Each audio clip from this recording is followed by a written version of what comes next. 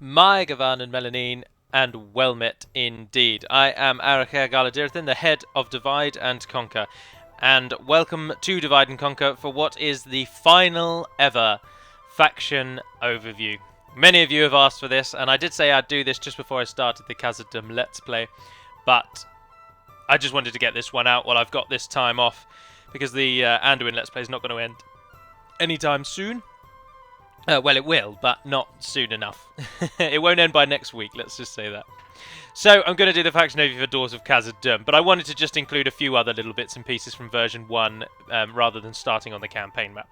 Now, I will warn you, in this first section before we dive in, I will not talk very much about the script at all, because I want it to remain a reasonable amount of a surprise for yourselves. I'm not going to tell you where you're going to fight battles, what armies are going to be part of it, how you should do this, how you should do that. We're barely going to cover the script. So, we'll dive right in. This is how the game looks in version 1 at the beginning. So as you can see, there's a few little border changes covering the mountains in Harad. It looks a bit crazy, but it weakens the Ankh-Araghmir region, which is good. Khazad-dum start just there if you don't play as Khazad-dum, and can, of course, break out in the early game as well. So this is Khazad-dum at the start. This is their best unit, the 1st Legion, as you'll see in the second half of the video with the battle map overview. And their strengths and weaknesses are almost identical to those of Erebor. So you get very good smithing, level 7 if you get the Mithril Smithing Forge. I think it's called the Hall of Orlais, or Aulais, sorry. You get the best elite infantry Middle-earth, there's a no-brainer. Heavily armoured units, of course, at all tiers. And you have strong morale even in the lowest tier. That's the dwarves' real strength. They are unyielding. You get very few ranged options. You get no dedicated cavalry at all. Your units obviously are slower than everyone else, and they're quite expensive. And your campaign can potentially be very, very short, depending on how well you do with the script. But let's dive into the world map, and we'll go from there. Now, of course, you start the game just outside of Dale, with Balin and Balin alone. Obviously, he has a little bit of an army, but you'll be told what to do with the script straight away. It tells you where to go, who to talk to, and then it gives you your options out from there. But we are going to talk about what can you do once you've got to Khazad-dum, as in the same breadth, the same way that all of these faction overviews have been. But what I will do differently this time is I will toggle the Fog of War off. So, once it finishes loading up, it can take a little bit of a while. The ring is just turning and turning and turning and turning and turning and turning, and there we are. So, toggle Fog of War. Let's do that first of all. Oh, I've done it wrong. Fog of War, there we are. Right, so you start the game with High Lord Balin, and at this point you do only get High Lord Balin. He is your only general and your only unit. And he has Oin and Ori as ancillaries, and there he is. That is Balin. Now his unit I'm not going to cover in the battle overview because they are only used for Balin. They're not used anywhere else, so they're just a one-off unit. I didn't really think they'd need to be covered with their stats and stuff. As you'll probably guess, they're the best unit you can get, but you can't actually train them, so use them wisely. But that's Balin's Guard. Now, what you do with the script is you'll go to Dale, and then upon arriving at Dale, I think you have to end the turn, or you might just have to move there. The script will kick in, it will start, it will tell you what to do, you'll get given an army, and you get the choice of either going along the Anduin path, which is north, past the northern tip of Mirkwood, and then down through the Vale of Anduin, and then out to Khazad-dum. Or you can go through Mirkwood, and you come south, then you go through the Old Forest path, and then you come back into the Vale, and down to Khazad-dum. Now, as I say, I won't talk about the script really at all, but all I will tell you is the Anduin route is longer but safer, but it means you'll fight more at the end, and the Mirkwood route is shorter but more dangerous, and so you may potentially have a lot less forces with you by the time you arrive at Khazad-dum. And also, I'm trying to use this just to cover questions that many of you are going to ask. You don't fight the Balrog immediately. He will not be in the defense of Khazad-dum upon your arrival. This is to try and keep the script similar to the lore. So in the lore, as many of you know, the expedition of Khazad-dum lasts for about 5 years before they get killed. And it's only in the 5th year, obviously, that they're taken over and killed by the orcs and whatnot. But the Balrog never actually really makes a appearance, if I remember rightly. I know that obviously Balin is killed by an arrow. Some of the orcs are killed by the Watcher, some of the dwarves, sorry, are slain by the Watcher on the western side, and the rest are just killed by orcs. So the Balrog only comes after a certain point, which I won't tell you when, so you just be ready. But upon arrival at Khazad-dum, you will not fight the Balrog. To get that into your minds. You will have to take Khazad-dum east for the script to essentially end the travelling section and begin the next section. Once you take Khazad-dum east, I will talk about this bit because it's a gameplay feature. There is a feature that's called Spread the Word. So once you take Khazad-dum, you're then asked to go and tell the dwarves that you have succeeded. And this part isn't actually scripted into the game yet, but it hopefully will be when one of the few things Caratharik has left to do. And you have to send a diplomat over to Thorin's Halls and send one, I believe, to Erebor. And upon sending your diplomat to Erebor and Thorin's Halls, you'll then get a small increase to your population, I believe, and you also get the ability then to train some of their units. And this gives Khazad-dum the feel of being the real unity, like unity clan, as it were. So, whereas you'll get some Eredluan troops, you'll get some Ereborian troops, and once you've spread the word to both, you'll even get Oricani troops. Only 2 units, though. And it just gives Khazad-dum that little feel of really being the centre of Dwarven society. But once all of those scripts are finished, including with the Balrog, he does have his own kind of side story. So you won't get there and then be like, oh, what the hell do I do now? There was no Balrog. Is it broken? Should I start again? You'll get told and you'll realise that there's Balrog events and stuff. And as far as I can remember, I think the actual final point that the script finally stops and just lets you play completely normally is around the 60th or 50th turn, something like that. It takes about 10 turns, I think, to get to Khazad-dum. I can't remember from when I played it, but it's something like that, 10 to 15 turns, and then there's another sort of 35 turns worth of script stuff, and then it's all over, and you are in Khazad-dum. So you'll only have Khazad-dum east, but you do get the little fort that you can see just outside. So what do you do once you've taken Khazad-dum? Well, the problem with the Khazad-dum faction is that no matter how hard we try, they are very, very easy. You have to then take Khazad-dum west, and that will be bulked up and defended by orcs quite substantially. It won't just be an easy walkover once you've taken the east. Once you've taken the west and you've taken out that main force there, obviously the main thing you're going to want to think about doing is wiping out the Misty Mountains altogether. They are your only immediate threat. Do bear in mind, though, that you do actually start a war with the Dunlendings, and we have listed this down as the fact that in days of yore, or days gone by, the dwarves actually lived in Dunland, and we are suggesting in our mod, but in no way true to lore, it's not canonical, but we're suggesting that maybe the relations between the dwarves and the Dunlendings soured quite a lot over that time, and ever since the dwarves left, the Dunlendings have harboured a hatred toward them. So you do start at war with Dunland.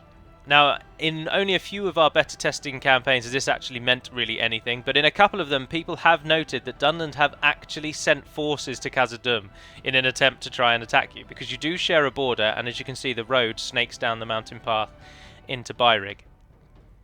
So Dunland and the Misty Mountains are your only real enemies. Of course, you do also have allies almost all around you, and you're allied to many of them so that the script can work properly, but you're allied to Dale, who you will actually start with. You're allied to Anduin, so you can walk through their lands. You're allied to Lothlorien and Mirkwood, so you can walk through all of their lands. So the nearest person to you that you're not allied with the nearest people are the Northern Dunedain at Fenestrionin and the Elves of Imladris. Those two are your nearest neutral opponents, shall we say. Obviously, of course, you do actually border Isengard, but you can't get there very easily. You border them with the impassable mountain range, but so they're not really. They're a neighbour, but not really. But you can obviously think about what to do with them. Now, the victory conditions for Khazad-dum would have you just go over, as you can see, go after Angmar, go after the Misty Mountains, and take 25 regions, which is quite simple. You need to hold Khazad-dum. Someone has renamed it so that it's Khazad-dum and Khazad-dum West. Or has it just been ended at the... well, either way, yeah, I'm happy with that. So it's Khazad-dum and Khazad-dum West. You also have to take Zagkala, Kharndum, Goblin Town, Gundabad, and Litash. So basically, the mountains. The mountains are your actual goal. That's what you'll get the victory achievement for. As usual, you have 400 in-game turns to achieve that victory condition, which equates to 100 years. This is 4 turns per year. I haven't done one of these for so long. I don't have my little list of what I talk about in front of me. I wonder if I even still have it written down anyway. I'll have a little look. Now, regarding things such as building restrictions and whatnot, you are the dwarves, so there are no building restrictions, as you might imagine. Oh, look, I do still have it written down. How cheeky is that? So, we'll talk about building in restrictions in a minute. We'll go through my little list. So we've covered what to do at the beginning, and so what rebel regions are around you? That's where we go first. Well, it looks like there are quite a few rebel regions around you, but by the time you actually arrive at Khazad-dum, do bear in mind that Edraichán will be held by Lothlorien. Anon and Orod will almost certainly be held by the Misty Mountains, and Ost in Ithil will likely be Imladris by the time you arrive. So upon your arrival, you will probably find that there are no rebel provinces within easy reach of Khazad-dum. Your closest actual rebel province will likely be either Tir Thuin or Keloniach, which are both far to your west. Almost all the regions of the lower Anduin Vale will be taken by factions by the time you've arrived, so there's virtually no rebel expansion. So straight away you're looking at dealing with your neighbours, as we've already discussed. Those two are the wrong way around. But your primary targets are likely to be the Misty Mountains, because as dwarves you get better recruitment in the mountains than you do anywhere else.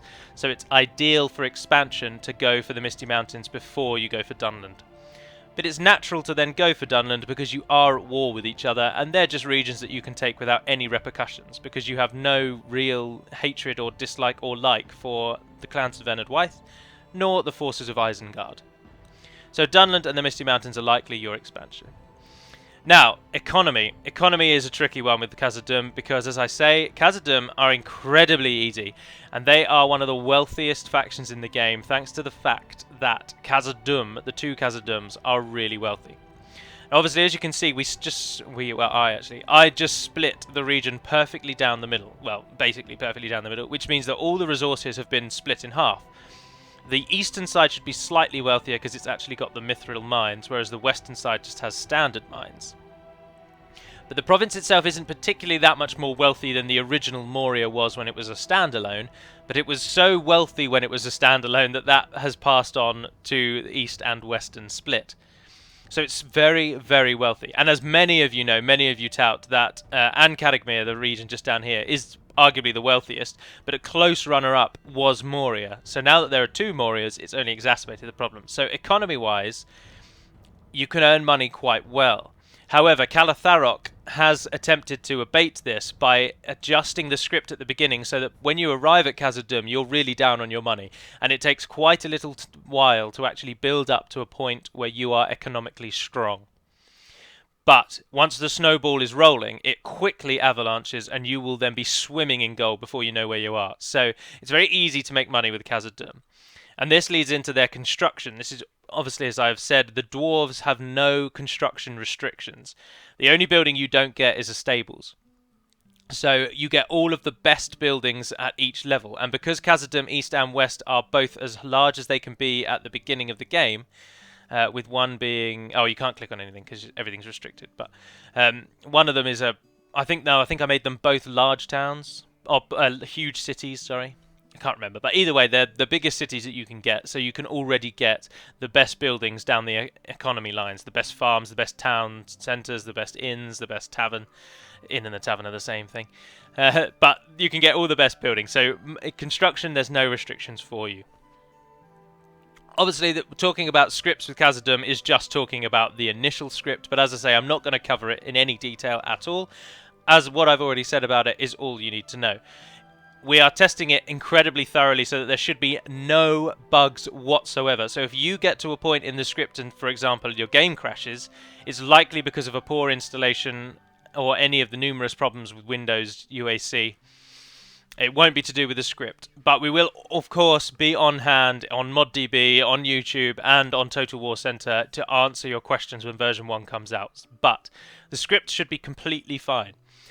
So, rest assured that even though I'm not going to talk about it now, it should be very straightforward for you. You'll know exactly what to do, and you can just go through it with no problems. Right, so that brings us to the final stage before we talk about the new units and you can have a look at Khazad-dum's army, and that is the tips and difficulty of this campaign. Difficulty of the Khazad-dum campaign is kind of like a valley, because at the very beginning it is, well, not a valley really, it's just like a tall hill. At the very beginning it can be tricky. I can personally vouch that the Mirkwood path is tricky, and many of you probably will not be able to complete it. And I don't mean that lightly. Our beta testers and Calatharok and myself, many of us have only just made it through. So it's designed to be difficult. Anduin is easier, but it takes longer and you'll fight more at the end. Mirkwood is harder and you fight a lot less at the end. So if you can get through the Mirkwood path, it's easier from then on out. And if you go through the Anduin route, it may be a little easier on the way, but then you might face a real struggle at the end. But anyway, the side point, that's a side point. The script itself is tricky. It's not a walk in the park. It's not just a breeze to Khazad-dum and then take it and tra-la-la. I myself have actually lost the campaign before taking Khazad-dum before. Although granted that was before Calatharok did his work. But a few years ago when I played as Khazad-dum with Dak, I made it all the way to Moria and then I was defeated in the attack on Moria and Khazad-dum.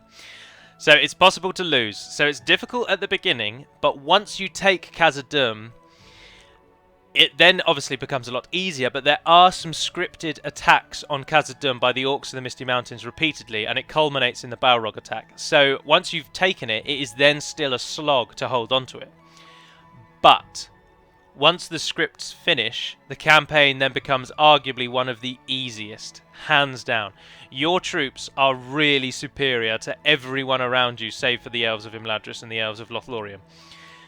For each tier that you've got troops, you will vastly outclass Dunland, you will massively outclass the Misty Mountains, and therefore, well, by extension, Angmar.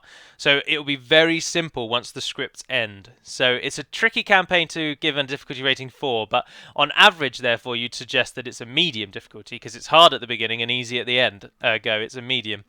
But it doesn't really work like that. But so all I would say is that if you're playing Khazad-dum, be wary at the beginning because it can be difficult. Don't do anything stupid once you've got Khazad-dum. Try and reinforce your troops. Try and get troops before you go for economy. You might be bankrupt for a little while, but you will need to hold off those Orc invasions because if they succeed, you've lost the game. So it's difficult at the beginning, but then it gets a lot easier at the end. And in terms of tips, as I just said, reinforce Khazad-dum. Try and hold Khazad-dum to the best of your ability. Get your free upkeep with the 4 and bring them back when you need them in the defense. And also try and take the west as soon as possible, just so you get a bit of breathing room. You get that little bit of extra time. The Orcs will have to take the west before they can take the east, so just try and take the west down itself. And those are all the tips and difficulty that I can give you for Khazad-dum.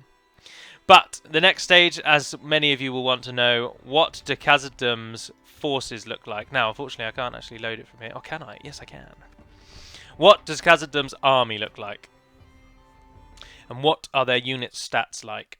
Well, Khazad-dum's army composition is Hummingbird has done everything he can to make them feel as different to Erebor and Ered-Luin as possible. And I feel like he has succeeded massively. The main feature of Khazad-dum that Erebor and Ered-Luin don't have is that KD are quite pike and halberd kind of focused. Hello! Sorry, yeah, that test save was actually a campaign save for a build that this is my actual modding build. This is the one I use to do all the modding work on. And that test build was from about 2 weeks ago. So that's why it crashed.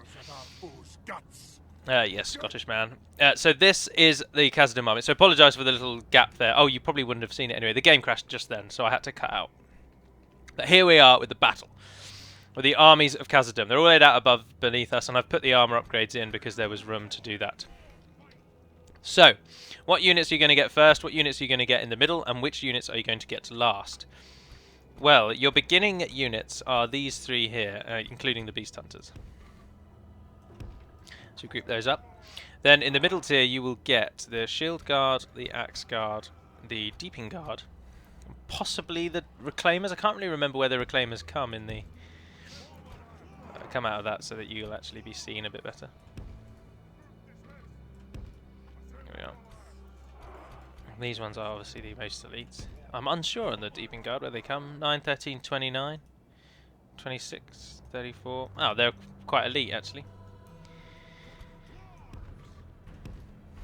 Okay, so this is the Khazad-dum base roster. Now, little bit of talking before we begin, I apologise, and that's just to tell you what units do you get from Erebor and Ered Luin.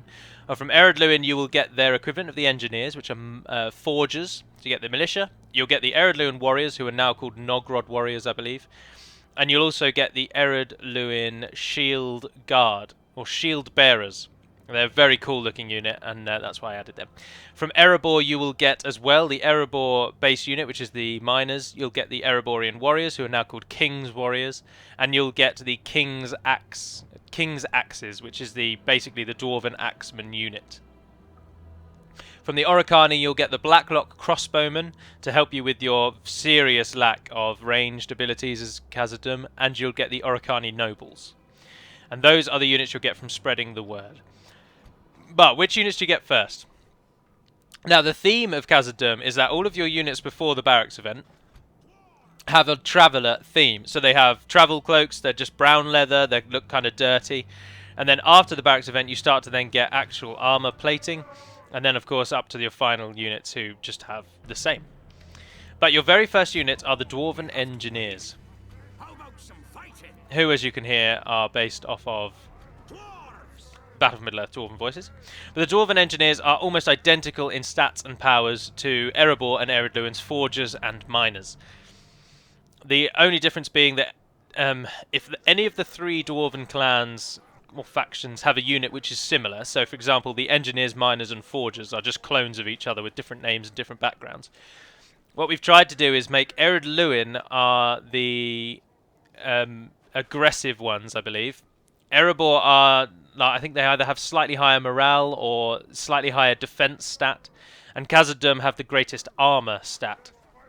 So your engineers are more armored than the forgers and the miners. But that's your standard engineer. That's what they come out of the gate with. Relatively poor attack. They're malicious in every sense of the word, but like all dwarves, they get good morale. They're also effective against armor because, well, they're engineers and they've got a little hammer thing, so... But that's what the engineers look like, and then there is no armor upgrade for the engineers. They just look the same no matter how you get them. However, there are armor upgrades for the next two before we get to the Beast Hunters. So your mainstream warrior is the Dwarven Volunteers, or are the Dwarven Volunteers. They're the equivalent of what are now called King's Warriors or Nogrod Warriors. They used to just be Dwarven Warriors for Erebor and Ered Luin. And the Dwarven Volunteers are better, but not substantially. But as you can see, they've got a 6 attack as opposed to 4. Their charge bonus is the same, but their defense is 4 greater, either 16 total defense. Most of that is made up of armor, and with a high shield skill of 4, makes them very effective against arrows. They will not be taken down by arrow fire very easily. They can also make a shield wall, which is useful. And like all dwarves, they're good in snow and have very good morale. In fact, the worst dwarven unit in morale is their militia, but even their militia has morale which is arguably better than some factions' middle tier. So dwarves always have better morale for their level than anyone else. And that's what the Dwarven Volunteers upgrade to. They just get some chainmail and the shields that many of you will have known from the original Hobbit movie designs that the mod took on from... someone ages ago. I can't remember his name and I'm terribly sorry. But now we use Khazad-dum, as you can see, have the armor that you may have seen in previous preview pictures, and Erebor and Ered Luin have new armor that looks different. So if you want the exact armor from the Hobbit film, you'll have to play as Khazad-dum. And then also, this is, as I was saying just before the game crashed, about the dwarves getting pikes, and this is the first nod to that, the Dwarven Sentries. This is the only Dwarven pike unit that you get before the barracks event across all three factions, Oricani included. And our beta testers at the moment are suggesting that the sentries are incredibly powerful, and they are the key to victory for Khazad-dum, so use them very wisely indeed. But Hummingbird did a full overhaul of all pike units to try and make them not as overpowered. It tried to make them very good against cavalry, but bring down their general effectiveness against everything else. So their attack has been severely lowered, and this is because their animation is so overpowering in itself that their high attack just exacerbated this problem. So, their attack has been lowered, but do not think that that means they're weak, not by a long shot. It is a mistake of he who underestimates a pike unit in a Medieval 2 Total War mod or game. And you shall rarely live to get to rectify your mistake. So they've got a reasonable attack of 3, a militia level attack, but their pike animation makes up for it. Their charge is 3, they've got a slightly better charge. This helps counter the pike's innate slowness, basically. And their defense is only 11 because they have no shield. But their armor and their defense skill is very similar to the warriors and the engineers before them. The engineers having a very high defense skill but no shield, so watch out for arrow fire on them. Dwarven sentries, again, like all dwarves, good morale for their level. And that's what they look like upgraded, the same as the warriors, volunteers, but with a pike. And finally, your only dedicated ranged unit, as far as I can see. I don't think I missed anything. If I have done, then I'm terribly sorry, but this is give you a good enough overview. But I'm pretty sure this is your only dedicated ranged unit, and they are the Hithaeglir Beast Hunters. Those of you in the know will know that Hithaeglir is the name of the Misty Mountains in flawless Sindarin. And that's where they take their name. And they're... Oh, you do also get Dwarven Travellers. Sorry, yeah. I think I've put these in the wrong tier. These might be in the middle here. I couldn't fit the Dwarven Travellers in. But the Dwarven Travellers, which you may have seen in... If you've watched the Erebor video, you should have seen them in that. Possibly the Ered Luin video. I think they might have been in that one. Or maybe even the Bree video, because you can train them in Bree as well. But the Dwarven Travellers are the Khazad-dûm's first and basic archer unit. And they're militia archers. And as I say, their stats are covered in the Erebor video. But the dedicated Khazad-dûm unit, which is then their best archer, are the Hithaeglir Beast Hunters. There's no crossbows here until you spread the word and get the Orokhani's Blacklock crossbowmen. But the Hithaeglir Beast Hunters more than make up for this, because they're your first unit that is, well, aside from the engineers, but the engineers have such a low attack that you wouldn't really think of them. But the Beast Hunters are your best anti-armor unit in the early game. They're effective against armor, I believe, with both their arrows and their axes. If I can remember rightly, I should have checked their stats. Every time I do one of these, I've always done something wrong. But their melee attack is 9, which is really quite high. That's why I think they're actually after the barracks event.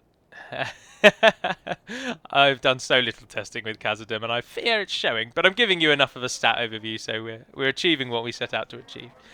But their melee attack is 9. When you compare that to the volunteers, who only have 6, the Beast Hunters really start to stand out. The missile attack is 5, which is reasonably average. But actually also reasonably... It's kind of upper average. If militia troops around the world are doing 1 and 2 damage, and the best elves in the game are doing 9 and 8 and 9 and 10 damage, then 5 is pretty smack bang in the middle. And that's to highlight the fact that the Beast Hunters are basically the only proper ranged unit you'll get. So they cover their weaknesses by having, rather than having 3 options of ranged units, you get 1 very good ranged unit. And they are very good. They can also pop down stakes. And like all dwarves, they're reliable in snow with excellent stamina. They have a 15 total defense, and with no shield though, so they're reasonably susceptible to arrow fire. But their defense skill is 8, making them very solid on the defense. With the 7 armor as well, that's nothing to scoff at. So they are all-round units, not just good archers. They are good at almost everything. And they are your Beast Hunters. But now you come to your first and your uniform units, the Legion. Now the Legion naming, I must say, is courtesy of Dutch Balrog. He thought of giving them all the name Legion something, and we loved it, so we went with it. So they're all called Legion something.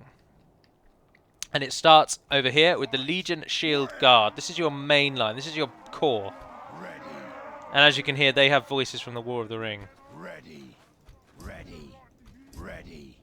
And these are your mainline core units, as I say. The Shield Guard can go into Shield Wall. Their attack isn't too great because they are spearmen, but their defense, as you can see, is starting to get astronomical. This is the first unit you can get after the barracks event, and we're already at 25 total armor. They are really showing their power. 13 of that is in armor itself, so do watch out for armor piercing, because naturally anything with a high armor but low defense and shield will be putty in the hands of anything that's good against armor. But their large shield and good shield value makes them very good against archers, and they are just a very stalwart, dependable defensive unit. They start out with this kind of chainmail, or not really chainmail, it's kind of like loads of interlocking plates, maybe lamella. And they upgrade to, as I say, the armor that you all know, which was the first iteration of the Hobbit movie armor. And... Where's the fight? Where's the fight? So those are your first Legion unit. If you're wondering as well, the rune on their shield isn't a W, it is a rune. So there's a unit called the Zenith Guard who have got a 1, and there's also the First Legion who have a 1, which is denoting the fact that they are the First Legion. I believe that these gentlemen have a 3 or a 2, a 3, 1, 2, 3, and these gentlemen have a 4, which is 1, 2, 3, 4. And so denoting their order of seniority within the Legion itself. So all very cool, very linked in. I like it a lot. And these people have a 2, indicating they are second. So you've got First Legion, essentially second, third, and fourth. But that just goes in their order of strength, really. So let's talk about these. These are the Legion Axe Guard. These are the standard shock troops of the main battle line of Khazad-dum, the Legion. And the Axe Guard, as you'd expect, therefore, have got a high attack for their damage, for their tier, very effective against armor, so they're going to be dropping the enemy armor. A defense isn't as good because the shield doesn't actually ever come into play, it's only aesthetic. So their armor's not, their total defense isn't as great, but with a 13 armor stat, they'll be warding off arrows reasonably easily, and an 8 defense skill means that they are going to be a real challenge to take down, as with all dwarves. And as usual, there's their standard, as I say, the chainmail plate upgrades to the heavy armor from the film. And then finally you have the Legion Deeping Guard. Now the Deeping Guard were one of the original units, actually. One of the way back when I did the Erebor video, this was one of 2 units that was unique to Khazad-dum, the other being the Khazad-dum Guardians. No, and the Khazad-dum Reclaimers. But these ones have been changed. They now look like the rest of the Legion and have gained the Legion Deeping Guard Legion naming identifier. These are the aggressive counterpart to the defensive Shield Guard. So the Shield Guard, 25 total defense with a 13 armor, 6/6. The Deeping Guard, 13 armor again because they wear the same, but their shield is slightly worse, and that brings them down a little on defense. But their attack is far greater, substantially greater, 3 more points in attack.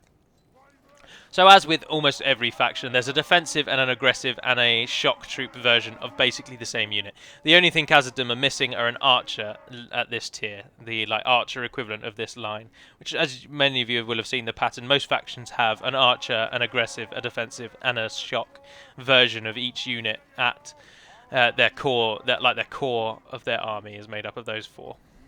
But the Legion Deeping Guard are very good. I haven't got round to adjusting the custom battle costs for the dwarves, so these may not actually be currently accurate, so ignore the recruitment costs completely. As ever, the recruitment costs you'll have to find out for yourself in-game, because I can't show them all off without just scrolling through the files, unfortunately. And they also, once upgraded, will look like the heavy armor from the movie. Okay, so that brings us to this kind of just before the elite elites, and those are the Khazad-dum Reclaimers. Now, Khazad-dum Reclaimers are axe throwers, so they are your kind of dedicated javelin unit, even though also they don't use a javelin. But as you can see, they haven't had their look changed. They just look really good, I think, personally, and so they've kept their look, which I like. These units, as the name suggests, reclaim Khazad-dum, but they are the bridge between super elite and medium tier, for the dwarves anyway. They're high at melee attack of 9, very high missile attack of 13. It will tell you how many missiles they get down here. They only get 2 throws, so missiles are over quickly, but very, very good damage with them. And their defense is astronomical, with 27, which is very good for a non-top tier unit. 18 of that is armor, so they'll be dealing with arrows no problems despite having no shield. And with a high defense skill, they'll just be a real challenge again to bring down.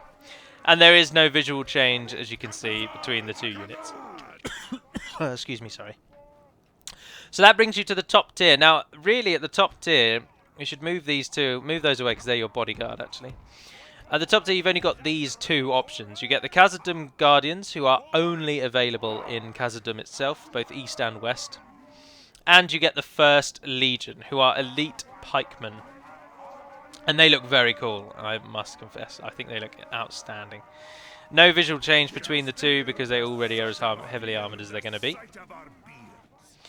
But we'll start with the Khazad-dum Guardians. The Khazad-dum Guardians are kind of your uber tier unit. Their attack is 10, very good indeed. They can make a shield wall, but nothing else really going for them there. Their charge is only 4 because the theory behind much of it is We tried to lower the charge stats overall, basically. Their total defense is 31, which, as I say, is very high indeed. The best defenses in the game are around 32, 33, 34 for standard units, and so the Khazad-dum Guardians are up there as the best. 18 of that in armor, 7 in defense skill, and 6 in their shield. If anyone is going to be foolish enough to shoot arrows at these guys, they're just going to be wasting their time. A full unit of archers could probably barrage these for an entire battle, and they'd drop maybe 3 men. They are really, really strong. And as you say, with all dwarves, they have very good morale, and these gentlemen have a locked morale. So they're your first locked morale, actually. They will not run away. They will fight until they are dead. Or you win. Either, whichever one comes first. But countering them and joining them in the top tiers are the Legion, the First Legion. Now the First Legion are pikemen, as I say, dedicated pikemen, but they're available everywhere, so there's no restriction as there is with the Khazad-dum Guardians. And the First Legion, as I say, are pikemen, so despite being the best unit that this Khazad-dum can get regularly, their attack doesn't seem to be that high, but do bear in mind that they're pikemen, so it's been altered to counter the animation. Their defense is only 25, but again, they're pikemen. Their animation allows them to keep the enemy at bay, and they don't get attacked much. Rest assured that, despite almost looking like their stats are mediocre, they are in fact outstanding. Along with the Avari pikemen, they are the best pikemen in the game. So if you can get many of these out, then you will be easily killing many, many things. Very good unit, very cool looking unit too. And there's all the descriptions as well, so you'll be able to read them when you play. But all the descriptions have been written for Khazad-dum now, and they're all unique to Khazad-dum. The only thing I will just cover is that every Legion unit has the same beginning paragraph, where it comes down to the protection of the army. So here, this bit is the same for every single faction, every single Legion unit, and then the second, like the rest of the description, is unique to this unit. So just covering that, if you think we're being lazy, it's just to give that feeling of unity. So you can close that. And then finally, you have got your bodyguards. Obviously, these are the standard bodyguards, the ones that will come with any general who is not Balin. And they are currently called the Zenith Guard. There was an argument that they should be called Centurions, but I really didn't like the idea of Centurions. I thought that was too Roman. Whereas I think Legion doesn't necessarily conjure up images of Rome in your mind. Legion nowadays tends to just mean there are lots of them, or it's the name of an army. That's how I personally feel. But I think Centurions is undoubtedly assigned to Romans, so I didn't want to go with that. So I went with Zenith Guard. And essentially the spiel behind them is that the Zenith Council is the Zenith is kind of like a war council, and so your generals will be in this Zenith War Council, and so the Zenith Guard are then elected to guard the members of the Zenith Council. And that's the naming convention. But anyway, they're your bodyguards. Their stats very similar to the Khazad-dum Guardians, ever so slightly better because there are far less of them. But their attack is exactly the same as the KD Guardians, and their defense is just slightly better, with a 20 armor as opposed to the 18 that they've got, and 2 more on the defense skill, but 1 less on the shield, and that brings them at being 3 points more than the KD Guardians. As you can see from down here, though, there are only 39 of them. But they also have locked morale, so you will not see your generals ever running away, as the dwarves. Whereas on many other factions, of course, generals run away, and sometimes you arguably want your general to run away, but these will only run if you tell them to. Because you can tactically withdraw, but they will never run on their own. So you've got to always keep that in mind. Alright, and I'd not forgotten too much that I didn't remember how each of these videos ends, so we will line up, and you can see everything in action as we take on a random force of the Misty Mountains. I won't obviously do anything other than line everybody up and leave them all to it. So, facing us today, let's turn all these off. Facing us today are a selection of the men of the Misty Mountains, or the Orcs of the Misty Mountains, with some Rhuideau forces in amongst them. There they all are, lining up for war. There's a crossbowman. Out on the wings, what have we got there? Goblin infantry. And finally, far to the edges, Bolg's champions. The great and renowned Warg Riders. Oh, we don't really want to click anything. Right, of course, our only dedicated archer unit are the Beast Hunters, and being dwarves, they don't have a particularly large range. They can't use a very big bow because they haven't got very big arms. so their range isn't outstanding. And as I have said, and I will use this to cover as well, as of this moment, Medieval 2 Total War does not support a skeleton animation for units that aren't a standard human size.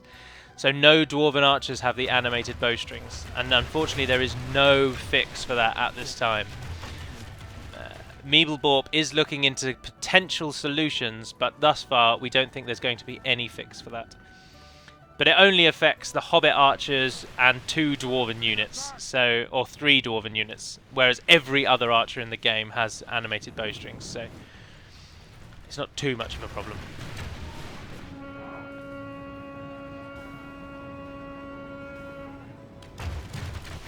Well, I say every other archer. Anything that's quite small, so the orcs are affected as well, because they're smaller than humans. Have we met the enemy yet? Our fierce battle lines. Yes, the trolls have punched in. They've gone after the Khazad-dum Guardians. That should be an easy victory for the Guardians, although they aren't effective against armour, so they've got no real benefit over the trolls.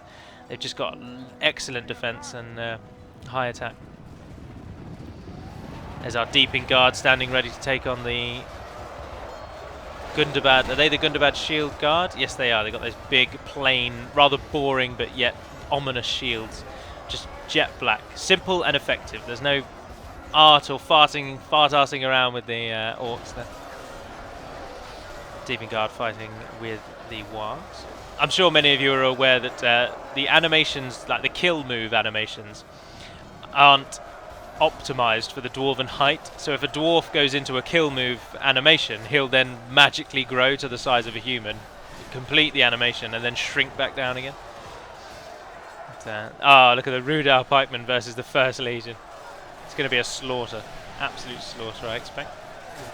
Our general lies slain upon the battlefield. Our general died. Well, our general was only the engineer, the first unit we chose. But the dwarves don't take morale shocks very lightly. Oh, they deal with morale shocks very well, rather. So you can expect them to fight on despite the loss of their general. Did our reclaimers throw anything? They're just axe throwers, as you can see there. And that is the Khazad-dum roster. And that is the Khazad-dum overview. So I do hope that you've enjoyed this final overview of the last faction of Divide and Conquer. If you have indeed, feel free to leave any comments, any feedback that you will. And now, to answer some of your questions for those of you who endure to the end, I will do a generic, like, what's different in version 1 video, once version 1 is released, or will at least soon be released. So you can have a little look at that to wet your whistle about what you might want to play with in the game. And that will cover major changes. So there will be one of those videos. I will also do an installation video again for this one, and I'll probably take down the older installation videos just so there's no confusion. So there will be a version 1 installation video once that comes along. And of course, this video, whilst going up this week, what day did I put it up on? Friday. I recorded this on Tuesday, but it's gone up on Friday. This video does not directly link in now to a Khazad-dum campaign, but stay tuned for a Khazad-dum Let's Play easily within the next sort of couple of weeks. The Anduin campaign's coming to an end, and it will be replaced with our own Khazad-dum Let's Play. So if you are desperately interested in the scripts and how they work, then stay tuned for that, and I will show you one of the paths as I play through Khazad-dum. But for now, that is everything. So thank you very much for watching, if indeed you have. I am Arachîr Galudirithon, the head of Divide and Conquer. As of releasing this video, version 1 is not available, but you can read the current changelog. The link to the changelog I'll pop in this description, but you can also find it on ModDB just by going onto ModDB. It's on the home page for our mod, so you can read it there without having to go through any sort of loading screens, as it were. And of course, it's also linked on Total War Center, but I don't think people like my organisation on Total War Center. I think people like it to look a bit messier, but be more accessible rather than everything be behind click boxes. But I like click boxes, so they're staying. But anyway, that concludes this episode. So thank you very much for watching, if indeed you have. And until we speak again, dear friends, Baruch Khazad, Khazad I Manu!